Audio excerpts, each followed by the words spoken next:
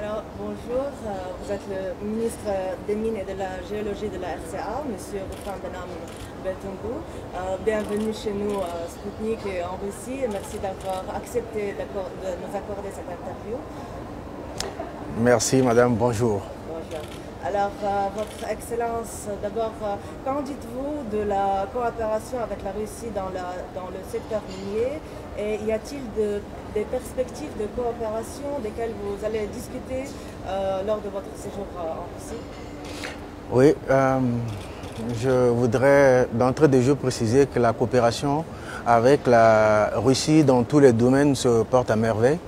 Et pour le secteur minier particulièrement, les choses fonctionnent très bien. Nous avons quelques entreprises russes qui ont des permis d'exploration en République centrafricaine.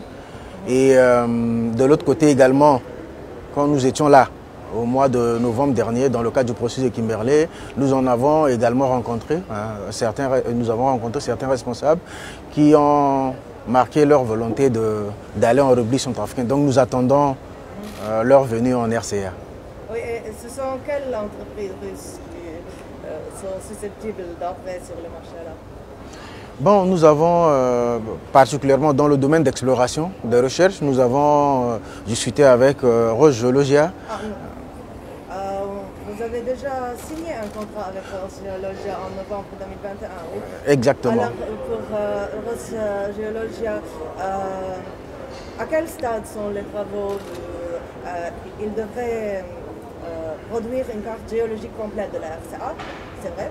Et alors, à quel stade sont ces travaux et est-ce que les sanctions contre la Russie ont affecté le calendrier ou bien la qualité des travaux? Ok, je ne pense pas que ce soit les sanctions avec la Russie qui ont affecté l'agenda de travail avec Rosgeologia.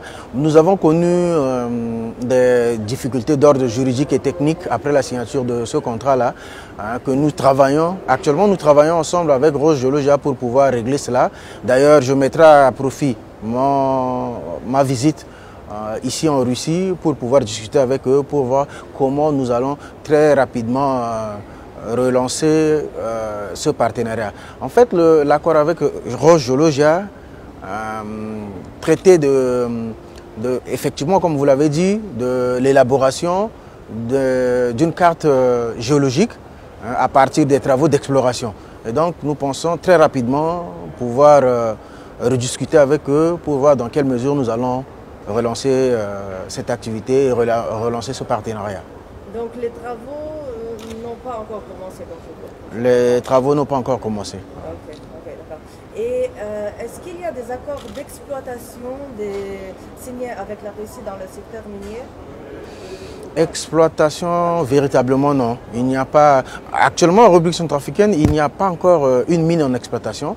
Il n'y a pas encore une mine en exploitation. Pratiquement sur tout le territoire, les sociétés qui existent sont en phase d'exploration. Et particulièrement avec la Russie, il n'y a pas encore une exploitation en tant que telle. Mais comme je vous l'ai dit tout à l'heure, il y a quelques entreprises qui ont demandé des permis de recherche, des permis d'exploration et qui sont actuellement en phase de recherche. Ok. Et pour le nouveau code minier, Oui. Alors comment ce code affectera-t-il le travail et les investissements des sociétés étrangères opérant en RCA dans le secteur? Oui, je voudrais dire à ce sujet que nous, membres du gouvernement, avons reçu instruction du chef de l'État pour créer des conditions afin d'attirer les investissements directs étrangers en République centrafricaine. Et d'ailleurs, c'est dans ce cadre que plusieurs textes de loi ont été adoptés par l'Assemblée nationale, parmi lesquels la loi sur le partenariat public-privé. Dans le secteur minier, nous travaillons à cela actuellement en élaborant un nouveau code minier, effectivement, qui offrira des opportunités d'investissement aux entreprises qui veulent bien venir en République centrafricaine. Il y a des facilités qui sont accordées, contrairement à l'actuel code. Par exemple, dans le code minier actuel, si vous voulez investir en République centrafricaine, vous devrez payer ce qu'on appelle un bonus d'engagement ou un bonus de signature quand vous signez un contrat avec l'État. Mais dans le projet que nous sommes en train d'élaborer, nous avons supprimé cela. Par exemple, également, il y a le cas de participation de l'État. Dans le code minier de 2009 que nous utilisons actuellement, chaque entreprise qui s'installe en République centrafricaine octroie 15% d'actions à titre gratuit à l'État centrafricain. Mais dans le projet que nous sommes en train de faire, ce pourcentage est réduit à 10%. Donc il y a plusieurs facilités qui sont accordées pour pouvoir attirer des investissements et la fiscalité aussi a été allégée pour rendre le code minier attractif. À quel point ce nouveau code minier avec la société Geminka comme seul contrôleur de l'ensemble de la chaîne de valeur du secteur pourrait-il contrôler aussi la vente et l'exploitation illégale des minéraux et affaiblir les groupes armés qui en profitent? Bon, mais le code n'est pas encore adopté. On est juste au stade de l'avant-projet. Donc il y a plusieurs instances qui en aviseront. Il y a par exemple le Conseil des ministres qui doit adopter ce document, travailler sur ce document avant qu'il ne soit envoyé à l'Assemblée nationale. Donc je ne saurais présager déjà de l'issue qui va en être donnée. Mais s'agissant de Geminka, c'est une structure qui est créée, une société d'État qui est créée, qui va mener ses activités. Si bien entendu la loi venait à être adoptée, Geminka va mener ses activités au même titre que les autres sociétés, c'est-à-dire Geminka sera en concurrence avec les autres sociétés qui s'installent, tout en sachant que Geminka mènera des activités de collecte et d'exportation des pierres précieuses et semi-précieuses. Le contrôle de l'État, effectivement, comme vous l'avez dit, va s'établir sur toutes les chaînes de valeur, sur toutes les chaînes de production. Nous travaillons sur deux volets présentement. Nous travaillons d'un côté sur la lutte contre la fraude et c'est en cela que dans le cadre de ce code, nous avons voulu créer une police minière qui sera rattachée directement au ministère des Mines, qui va s'atteler à la lutte contre la fraude. Mais nous travaillons également de l'autre côté au contrôle de l'État, au contrôle des structures de l'État sur tous les chaînons de production pour permettre à l'État de pouvoir collecter les taxes qu'il faut, mais de pouvoir tirer profit de ces ressources. Et alors, vous attendez que ça va affecter l'économie en bon sens, oui? C'est ce code-là. Mais bien entendu, c'est le but recherché à travers ce nouveau code. Vous savez, ce document, nous avons pris notre temps pour pouvoir l'élaborer en partenariat avec pratiquement toutes les parties prenantes, les artisans miniers, les bureaux d'achat, les sociétés minières, les autres départements sectoriels et les partenaires au développement également. Je voudrais citer la Banque mondiale, la Banque africaine de développement et autres. Nous avons travaillé ensemble sur ce document pour vraiment le rendre beaucoup plus attractif. Et quand entendez-vous avoir ce code prêt alors? Aujourd'hui, nous sommes déjà au stade où le document peut être envoyé au gouvernement. Le gouvernement est un organe technique qui s'appelle Commission des textes, qui est actuellement en train d'examiner la forme de ce document. Je pense que d'ici 1 ou 2 semaines, le document sera sur la table du gouvernement et probablement d'ici quelques semaines, ce sera sur celle de l'Assemblée nationale. Alors, et pour cette société Geminka, l'État centrafricain serait l'actionnaire majoritaire de cette société. Qui pourront être les autres actionnaires? Est-ce possible qu'ils viennent de l'étranger et y a-t-il des candidats qui sont dits prêts à investir? Mais ce sera une société d'État. Hein. Ce sera une société d'État à capitaux uniquement publics. Ah. Ouais.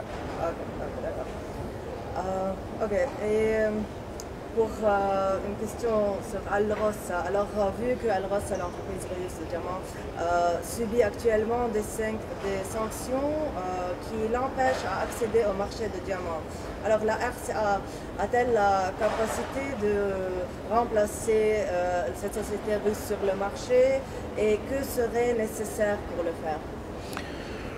La RCA est un pays minier à très forte potentialité et particulièrement elle est connue pour son diamant et l'or. Mais nous avons plus de 470 indices de minerais. Tout à l'heure, vous avez posé la question par rapport aux indices miniers. Mais aujourd'hui, il n'y a que le diamant et l'or qui sont exploités. S'agissant particulièrement de la sanction qui frappe Alrosa et qui l'empêche de pouvoir exercer librement ses activités, je ne pense pas que la RCA soit en mesure de mener les activités que Alrosa mène parce que la production de diamants chez nous, jusqu'à aujourd'hui, reste essentiellement artisanale. Alrosa est une très grande société qui est dans l'industrialisation.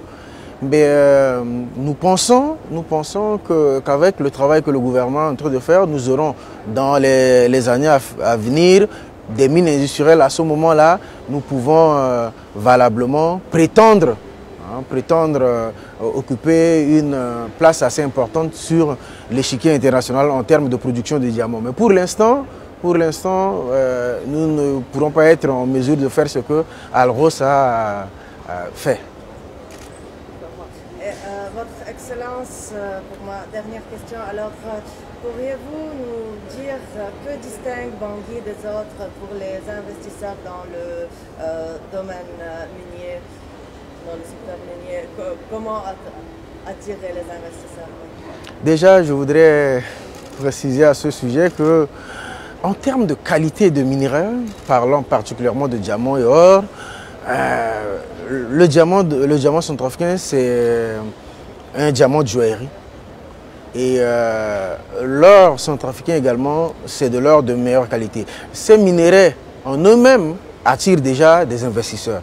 Mais au-delà de tout cela, nous travaillons à ce que nous ayons un cadre juridique beaucoup plus attractif pour pouvoir attirer les investisseurs. C'est pour cela, justement, que le chef de l'État, le président, professeur Fossa-Kange Touadéra, nous a instruit, par l'entremise du Premier ministre Félix Mouloua, d'élaborer un nouveau code minier qui soit attractif. Et c'est ce que nous sommes en train de faire, créer des conditions pour que des entreprises étrangères, des investisseurs potentiels puissent venir en République centrafricaine. Mais également, le gouvernement travaille sur la question de sécurité parce qu'il faudrait que ces différents sites soient accessibles à ces potentiels investisseurs. Et c'est ce à quoi nous travaillons actuellement. Le gouvernement que dirige son Excellence Félix Mouloua, Premier ministre, travaille actuellement. Et alors pour les sites qui devront avoir un accès, alors combien, si vous pouvez le mettre en pourcentage, quel pourcentage des sites miniers sont accessibles et lesquels sont encore dans des zones d'insécurité? Vous savez, il y a de cela quelques mois en arrière, pratiquement les gens disaient que toute l'étendue du territoire, 80% de l'étendue du territoire sont occupés par les groupes armés. Mais aujourd'hui, je peux vous dire que le gouvernement, avec ses alliés, et aussi bien ses alliés russes, rwandais, aussi bien que la MINUSCA, a pu restaurer l'autorité de l'État sur pratiquement toute l'étendue du territoire. C'est vrai qu'il y a certaines zones isolées que les groupes armés continuent d'écumer, mais nous avons, avec le travail que le gouvernement fait, pratiquement 90 à 100% du territoire est récupéré et l'autorité de l'État est restaurée pratiquement partout. Donc aujourd'hui, il y a des entreprises, des sociétés qui sont en phase d'exploration, qui mènent leurs activités à plus de 300-400 km de Bangui tranquillement. Bon, merci beaucoup, Votre Excellence. Alors si vous n'avez rien à ajouter... C'est moi qui vous remercie, madame. Merci et longue vie à Spoutnik.